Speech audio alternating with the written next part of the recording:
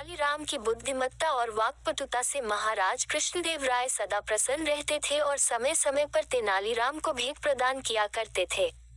तेनालीराम ने भी इन भेंटों को संग्रह कर अच्छी धन संपदा एकत्रित कर ली थी। एक दिन जब वह राज दरबार पहुंचा, तो उसने कीमती वस्त्र और आभूषण धारण कर रखे थे, जिसे देख महाराज ने कहा, तेनाली, क्या तुम्हें आभास है कि तुम्हारी वेशभूषा और रहन सहन में बहुत परिवर्तन आ चुका है? प्रारंभ में तुम्हारी वेशभूषा अति साधारण रहा करती थी। क्या बात है? तेनालीराम ने उत्तर दिया, महाराज, समय के साथ मनुष्य की वेशभूषा और रहन सहन परिवर्तित होती है और इसमें धन की विशेष भूमिका रहती है। आपके द्वारा दी गई भेंटों से मैंने पर्याप्त बचत की है। उन्हें ही खर्च कर मैं ऐसी वेशभूषा धारण कर पा रहा हूँ। तो इसका अर्थ ये हुआ कि तुम्हारे पास धन की कोई कमी नहीं है। इस स्थिति में तो तुम्हें दान पुण्य करना चाहिए। महाराज बोले। ये सुनकर तेनालीराम बात पलटते हुए बोला, महाराज, धन मेरे पास अवश्य है, किंतु इतना नहीं कि उसमें से दान पुण्य कर सकूं। तेनालीराम की ये बात महाराज को खटक गई। उन्होंने उसे लताड़ा कि राज्य के मुख्य सलाहकार के पद पर होते हुए उन्हें ऐसी बातें शोभा नहीं देती। तेनालीराम क्या करता?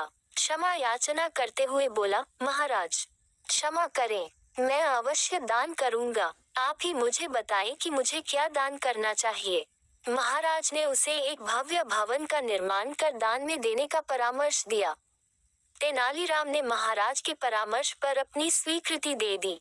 उस दिन के बाद से तेनालीराम भव्य भवन के निर्माण में जुट गया। कुछ माह में भवन निर्मित भी हो गया। अब उसे दान में देने की बारी थी, लेकिन किसे? भवन यूं ही किसी को भी दान में दिया जाना उचित नहीं था।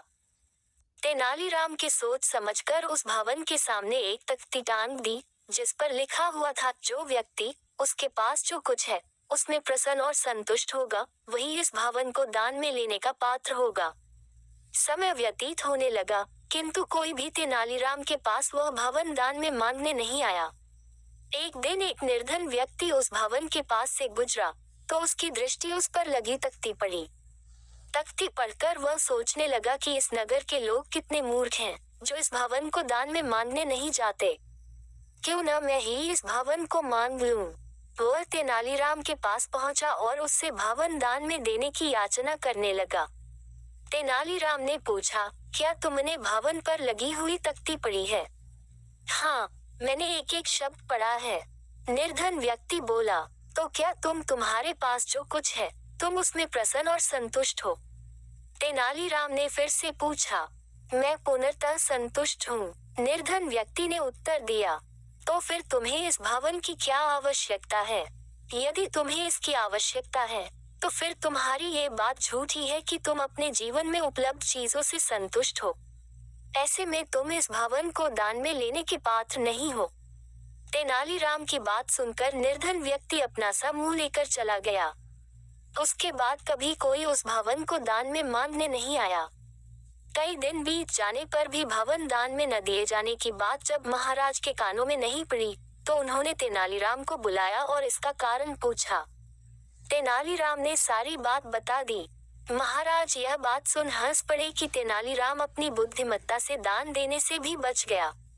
फिर उन्होंने पूछा कि अब इस भवन का क्या करोगे? तो तेनालीराम बोल पड़ा, किसी दिन शुभ मुहूर्त देखकर गृह प्रवेश करूंगा। अगर आपको वीडियो अच्छा लगा तो सब्सक्राइब करें और शेयर करें एजुकेशन स्टोरी।